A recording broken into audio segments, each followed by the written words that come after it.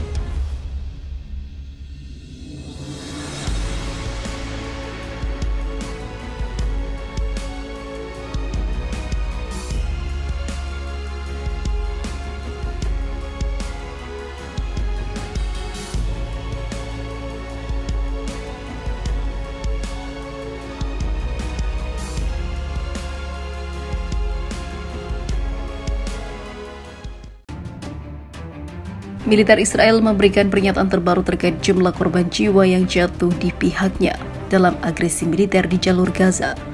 Seorang anggota Satuan Elit atau Sayeret Unit 5101 Shaldak, Angkatan Udara Israel tewas dalam pertempuran di Gaza.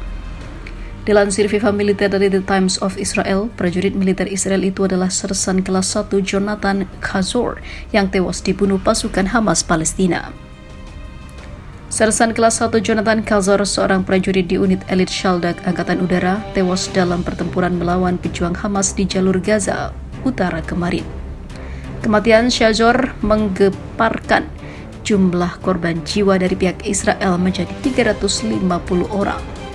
Selain Khazor, Sersan Yaakov Ozri yang berasal dari Batalion Cadangan Pasukan Pertahanan Israel atau IDF juga mengalami nasib yang sama. Di sisi lain, seorang tentara Israel lainnya dengan identitas yang belum dirinci juga tewas, sementara 3 orang rekannya mengalami luka berat. Seorang tentara Israel yang diketahui anggota Brigade ke-1 Golani Divisi ke-36 Komando Utara Pasukan Pertahanan Israel berada dalam kondisi kritis. Sementara itu, 2 orang prajurit Zionis lainnya merupakan anggota Brigade ke-35 Pasukan Lintas Udara juga dikonfirmasi dalam keadaan kritis. Milisi Hizbullah Lebanon sebelumnya juga telah mengklaim menghabisi ratusan tentara Israel usai membombardir barak militer Israel di daerah perbatasan Shumira.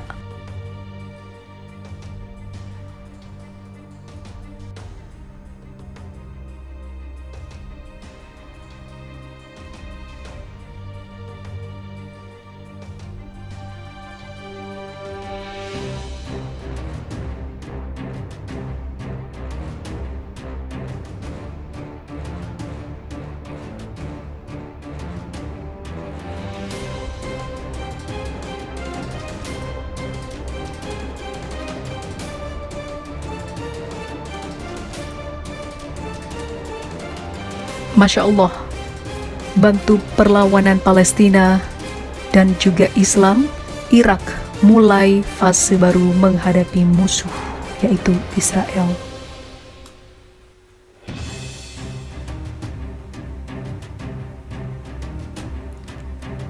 Kelompok bersenjata perlawanan Islam di Irak mengumumkan mereka siap turun gunung ke Gaza untuk membantu saudara-saudara Muslim dan Palestina.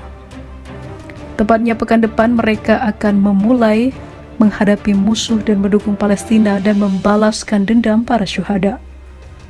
Perlawanan Islam Irak menekankan bahwa mereka akan lebih keras dan lebih luas melawan basis musuh di wilayah tersebut. Dikutip dari Al-Mayadin, perlawanan Islam Irak terus menargetkan pangkalan militer Amerika Serikat di Irak dan Suriah sehubungan dengan operasi banjir Al-Aqsa dan juga agresi Israel yang sedang berlangsung di jalur Gaza.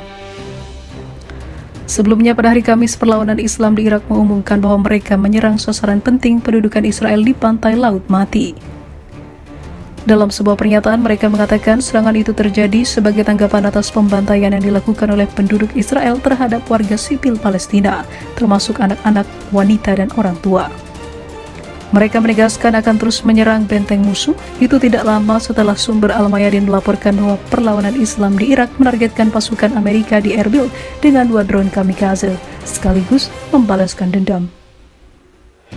Sementara itu, Sekretaris Jenderal Kataib Hizbullah Syekh Akram Al-Kabi mengatakan bahwa faksi tersebut telah memutuskan untuk membebaskan Irak dengan menggunakan cara-cara militer. Ini sudah diselesaikan, katanya. Al-Kahbi menjanjikan bahwa gerakan tersebut akan melanjutkan perjuangan bersenjatanya sampai tujuan mengusir pasukan militer Amerika Serikat dari Irak tercapai. Kami tidak akan berhenti, kami tidak akan menetap, kami tidak akan mundur, tegas pemimpin tersebut.